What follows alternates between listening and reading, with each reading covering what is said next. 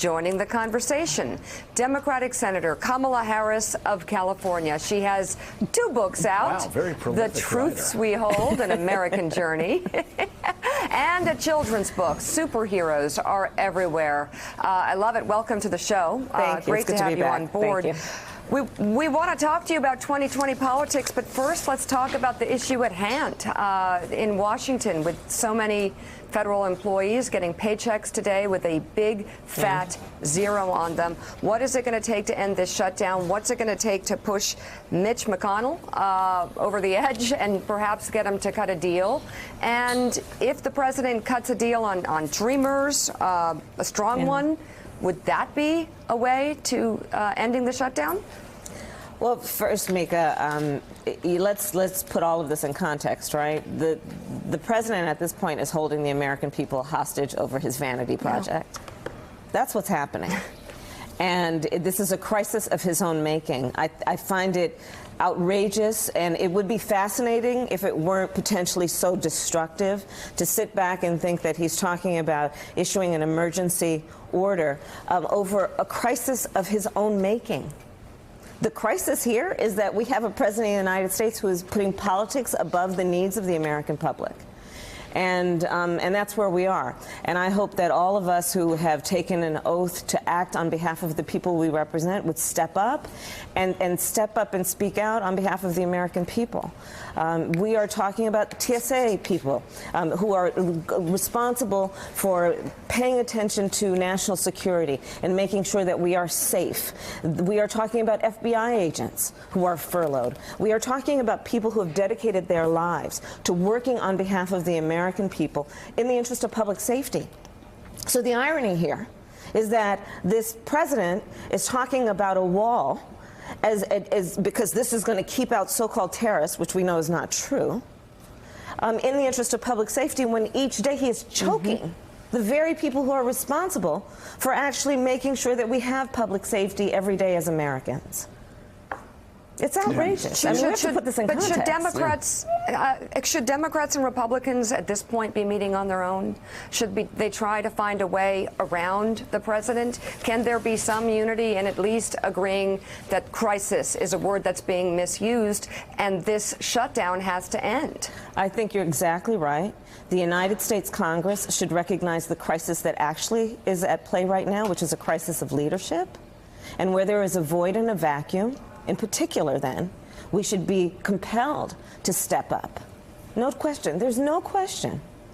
So, Senator, this is actually a more specific problem for you in your state, because the New York Times is reporting this morning that President Trump is looking and asking if he can divert emergency funds away from your state, the recovery from the wildfires in Northern California, to take $13.9 billion allocated for hurricane and wildfire relief and have the Army Corps of Engineers take that money and use it along the border. What's your reaction to that idea? Again, it's outrageous, and it's really it's sad, to be honest with you, Willie. And I say this because I have traveled to Puerto Rico after that island was devastated by a natural disaster. I went to Paradise, California. And I met with the families. The fires were still, the smoke, you could feel, it was in the air. And I met with these families who will never be able to return to a home they only knew. I met with firefighters when I was in Paradise, California, who, as they were fighting fires, knew that their homes had burned down. These are the real stories behind this political manipulation that is happening. And it is absolutely irresponsible. And it is not only irresponsible, and we can sit back and talk and drink our coffee about, oh, this is outrageous. It's actually harmful on a daily basis to real people who have a right to believe that their government and its leaders will act in their best interest and not in their selfish interest. And that's what's happening. And it's a farce. It's a farce, because this is all happening in the so-called interest of public safety. Well, what about first responders? What about people whose lives have been devastated by natural disasters? They should be our concern, not to mention the fact that you want to talk about throwing around $5 billion. The American public would love to see those $5 billion put into building up roads and bridges that are falling apart. into money that we need to infuse a system that maybe would allow for the first time affordable child care for working families. There's a lot we could do with $5 billion instead of a vanity project. So, Senator, let's be constructive then. We've identified the problem. We know who it's hurting right now. Those paychecks won't go out today. What's the way out of this? We've asked a number of your colleagues over the last few days. The president says $5.7 billion or bust. I'm not moving. Your Democratic colleagues, Nancy Pelosi and Chuck Schumer, said you're not getting $5.7 billion, and most Democrats and progressives would agree with that position. So how do we get out of this? How do we get those workers paid? I think that we have to speak up. We have to speak up. So I'm going to give you as an example something that just comes to mind. When this administration created a policy of ripping babies from their mothers' and fathers' arms, people spoke up and put the pressure on this administration saying this is not reflective of our values, of our mores, and what we want to see in terms of the role of our country when it comes to people most in need. People have to speak up. There is power in that. There is power in elected members of the United States Congress speaking up in the interest of their constituency and the American public. You're talking about Republicans here? I'm talking about everybody. I'm talking about everybody. But you think if Republican senators put pressure on the president, he might buckle on the $5.7 billion? I think that yes, I do. I do. I do believe that my Republican colleagues are respected by their constituents.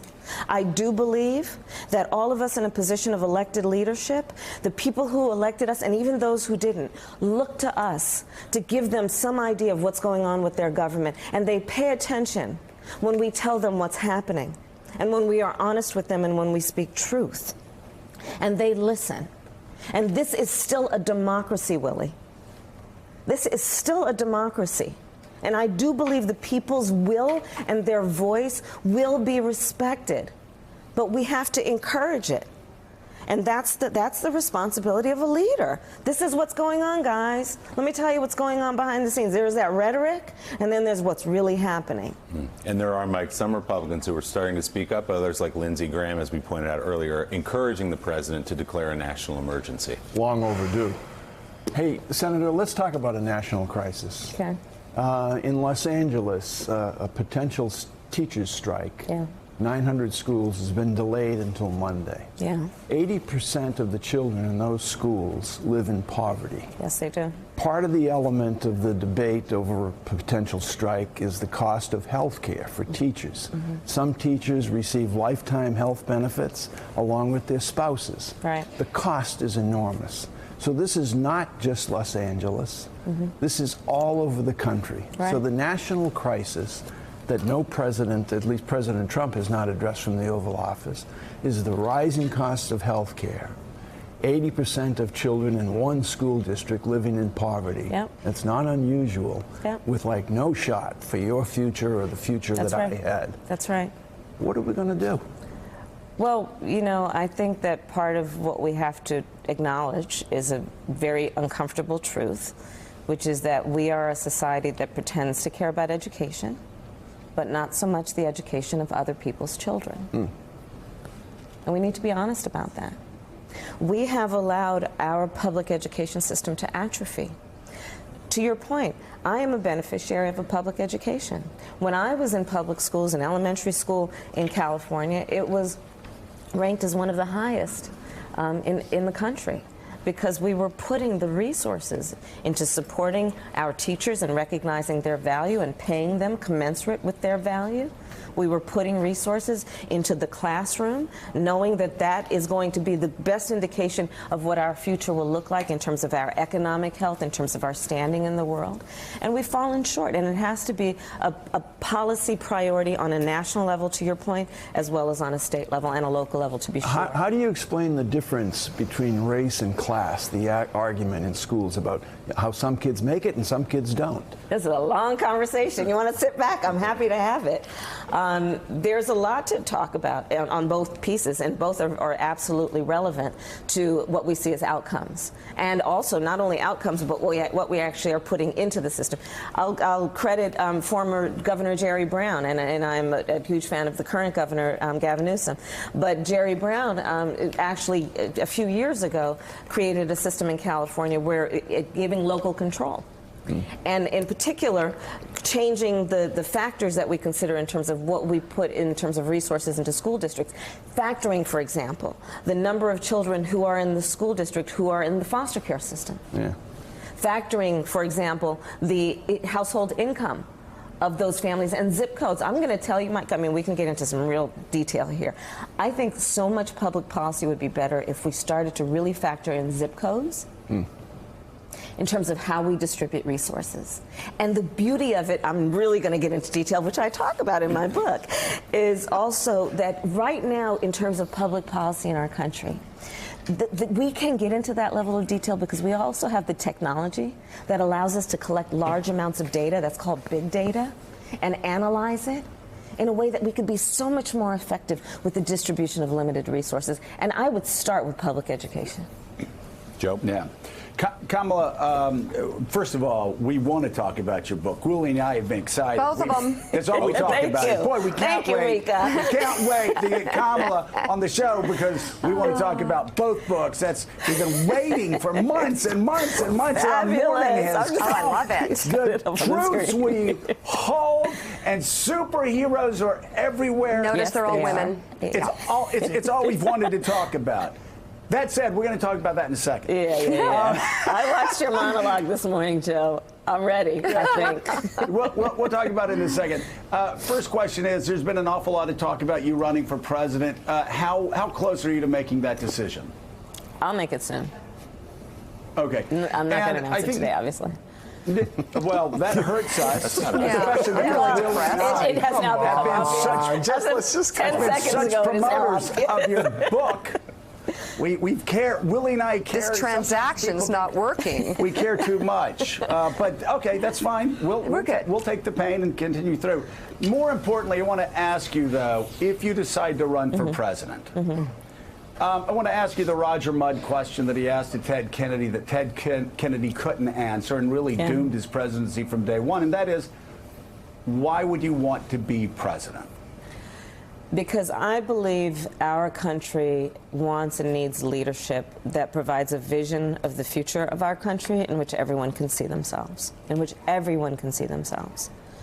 And so let's start from that and then think about what we need to do to speak to all of the people of our country to ensure that we see them, to understand we don't need to accept false choices in terms of how we approach public policy. I'm a career prosecutor. I've spent my entire life almost focused on public safety. We can do that and also focus on issues like what we need to do to build a healthy economy. We need to also recognize that right now we are at an inflection point, not only in the history of this country, but the world. You know, there's been so much focus, especially among the political pundits, John Hyland, about the significance of 2016 and what would have been different, and certainly a lot would have been different. But what would not have changed is that we are still a globe that is in the midst of an industrial revolution.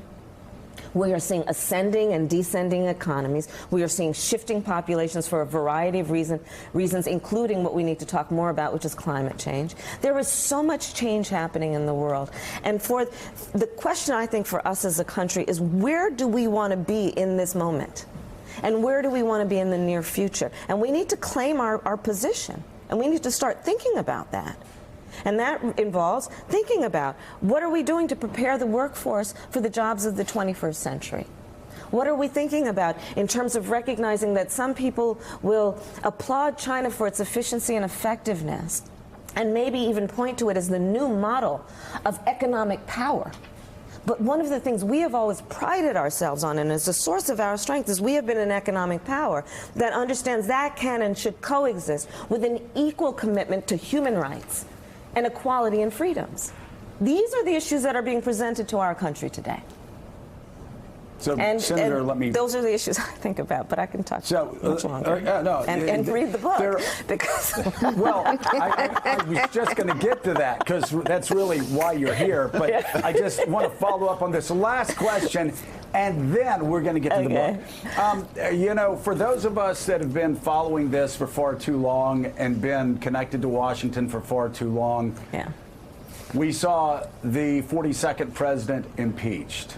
We saw the 43rd president come in, and he campaigned as a uniter, not a divider. And in fact, you talk to people in Texas, George W. Bush worked very well with Democrats in Texas. Barack Obama, the 44th president, had that remarkable speech in Boston when he said, I don't see a red America, I don't see a blue America, I see one America. Yeah. And then, of course, another 8 years of divisive presidency, not blaming Bush or Obama. I'm just saying they couldn't figure out a way to crack that code. And, of course, now we have Donald Trump. If you run for president and you were the 46th president, how do you bring this country together? So people in Tuscaloosa, Alabama, or in Topeka, Kansas, think that you were their president every bit as much as somebody on the Upper West Side of Manhattan or in San Francisco. So it has to be because one knows in their core, in their being, in their soul, and in their heart that the vast majority of us as Americans have so much more in common than what separates us. You have to know that. You know, it's an interesting thing. There's an inference that in a place where there is there's diversity and diverse populations, there is some suggestion that where there is diversity, we cannot achieve unity. Think of it almost as a mathematical formula, right? Diversity cannot equal unity. Well, I would suggest and actually propose a different mathematical formula. Diversity plus X equals unity. And the X is commonality. We will remain a diverse country. That's part of our strength and beauty. To your point, the story of origin of Topeka, Kansas versus Manhattan is very different. The industries that rose and empowered those communities are very different. Not to mention what we could talk about in terms of racial diversity, class diversity, all of those other things. We are diverse by our nature, and that is a source of our strength. It is a mistake, however, to suggest that in that diversity, we don't have incredible common priorities and values. And here's how I think about it as an example. When people wake up at 3 o'clock in the morning, or you can call it the witching hour in the middle of the night, with that thing that's been weighing on them when they wake up in a cold sweat, when the vast majority of us wake up thinking that thought, it is never through the lens of the party with which we're registered to vote. It is never through the lens of some demographic a pollster put us in. And for the vast majority of us, when we wake up thinking that thought, it has to do with one of just a very few things. Our personal health, the health of our children or our parents. For so many Americans, can I get a job, keep a job, pay the bills by the end of the month? The vast majority of us have so much more in common than what separates us. And we have to reject these powerful voices that are trying to sow hate and division among us. And I believe the way to do it is to recognize the truth about who we really are and to speak to that truth.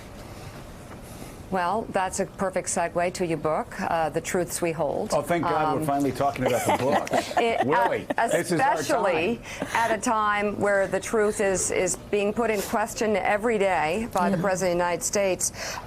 Much of the book is framed around your mother and your story. Yeah. How much of your story prepares you for public service, do you think, especially perhaps even the highest level of it?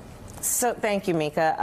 And you, I think most of us appreciate the impact that our parents have had on our lives. And Absolutely. In particular, my mother, you see a picture of my parents when they were married. My mother had a very profound impact on who I am. And she was, all of 5 feet tall, but you would have thought she was 7 feet tall. Her whole goal in life, she was a breast cancer researcher, was to raise her 2 daughters and end breast cancer. And I was raised in a community of people who lived and believed and taught us that your life has to be on one level or another in service of others. And the critical point about how I was raised is that to be clear that this is not about a charitable pursuit. You don't do it just because, I have a little extra to give, so I'm going to just dole it out, and aren't I lovely and wonderful because I'm so benevolent and give a little bit of what I have to give. No, I was raised with an understanding that it's a duty. Daughter of immigrants. Yes. And that it is a duty that we each have to each other. And that, in many ways, formed my life. I chose with that kind of calling, if you will, or with that spirit to go to law school. I wanted to be a lawyer. My heroes growing up were Thurgood Marshall and all those folks. And then I decided to become a prosecutor because I believed that there were vulnerable and voiceless people who deserved to have a voice in that system, and also because I hoped from within the system to do what I could in terms of reform of the criminal justice system. So, Heilman. So, I'm going to ask you a question that's not directly about the book, but did you read the book, John? oh, I Or read any it. part of it? I sped read through this thing. Index. Right, exactly. No, very quickly. Right, someone said to me, there is an index, like you have to look and see if your name's not in it, people won't read it. I looked to see if Barnacle's name was in it. Right. He's mentioned like 37 times in the book, so it's worth reading. Here's my question: is the woman who wrote this book sits on the Senate Judiciary Committee, and next week we're going to begin the process of confirming a new Attorney General, right. who has written some things as a private citizen, expressing a lot of skepticism, doubt, criticism of the special counsel. Right. Someone who's not been meeting with a lot of your Democratic colleagues. I don't know if you've met with him or not yet. I have not. But tell me what your attitude is. I know you're not going to say you're going to prejudge it, but just what are the kinds of questions you want to ask him, and what do you think your recommendation, your vote for his confirmation or not, what are the things on which that will turn? Well, one, to your point of the question and all that we know just as a public matter, I am interested in knowing what he believes were the incentives for his nomination to be the next Attorney General of the United States. Did he believe that it was important for him to write letters about the special counsel? And if that's the case, that's troubling, and I worry about that, because as a former Attorney General of the state of California, and as, again, someone who's focused on these issues for most of my career, I would hope that the motivation would be to do the work of justice, to make sure that it would be important for me, sitting on the Senate Judiciary Committee, to make sure that he is motivated by the right and appropriate interest to lead the United States Department of Justice. So those are part of my concerns. I'm also going to be curious, frankly, about his position on what the Department of Justice has done in the last 2 years under this administration. And because there are so many big things and big stories that pop every day, I think we've lost sight of what quietly is happening in this administration in so many of its agencies, including the Department of Justice. And so I intend to focus on that as well. Let me just follow up super quick on one thing, which is, do you think that if he gets confirmed, which he's likely to given the nature of the partisan split in the Senate, do you think there's a case on the basis of what we know already for him to have to recuse himself from managing the Mueller probe? I think there's a good argument to be made that he should recuse himself, yes. Senator Harris, before we let you go, I want to just ask you again. I know you're not going to declare your candidacy here. We got you. We got to see you holding your book. We'll put it up again. Don't worry. Although, let's be clear, if you want to declare your candidacy but wait, right give now, me the children's book. I have to hold that up, too. Yeah, there you go. we'd be happy if you did. Hold mine right up. Yes, go on. What's the next question? Colbert got you to might run last night. I understand he got you there. But let me just ask you, we can speak hypothetically if you'd like. But if you were to run for president, what would be your posture to President Trump? Because there is this kind of debate inside the Democratic Party about how you handle him. No one questions that you could handle him. We've watched your career. We've watched you question James Comey and Jeff Sessions and Rod Rosenstein in very public settings. But this new class of Democrats who've come in have gone with a full frontal posture. You know, the language we've heard from certain members as well. But we've seen that also. Let's not forget the language we've heard from longstanding members in the last 24 hours. Yes, without question. Yes, without question. But we watched I'm thinking back to the 2016 campaign. Marco Rubio sort of tried to play Donald Trump's game and use insults and those kind of things, and it just didn't work. What would be your posture toward President Trump? Policy is an entirely different question. We know where your disagreements are there, but how would you handle him? Would you fight him rhetorically? Would you use the kind of language we've heard in the last few days? Candidly, my focus would be, if I were going to run, it would not be Donald Trump. It would be the voters and the people of our country. They deserve, I believe, to hear from anyone who wants to be a leader. They deserve to hear from any one of us who puts ourselves out there how we are going to be relevant to their lives. And I believe that should be the focus of the conversation. And to the extent that it would invariably bring up what this administration has done or not done, of course that is relevant.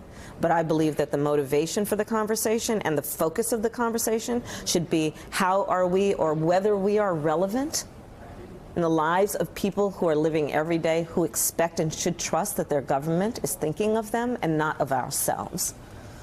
So that would be my motivation. All right. Senator Kamala Harris, it's great to have you on the show. Thank you so much for Thank being you. on. Thank you. The new books, 2 books, are The Truths We Hold, An American Journey, There we and are. a children's book, Superheroes Are Everywhere. Indeed. Thanks very much. Okay. We have Thank you, much Senator. more still Thank you, ahead. guys. You're Thank watching you. Morning Thank Joe.